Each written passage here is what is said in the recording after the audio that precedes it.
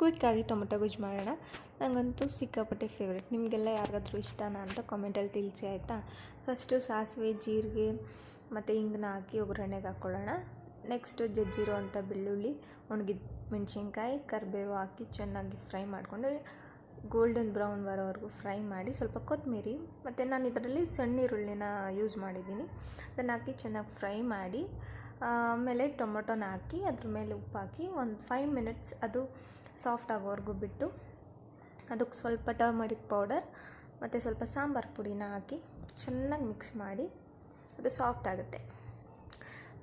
ನಿಮಗೆ ಆಪ್ಷನಲ್, ನೀವು ನೀರು ಹಾಕ್ಕೊಂಡ್ರೂ ಹಾಕ್ಕೋಬೋದು. It's optional. ಒಂದು 5 ಮಿನಿಟ್ಸ್ ಬಿಟ್ಟು ಓಪನ್ ಮಾಡಿ ನಾನು ಹಂಗೆ ಕ್ಲೀನ್ ಮಾಡಿಬಿಡ್ತೀನಿ.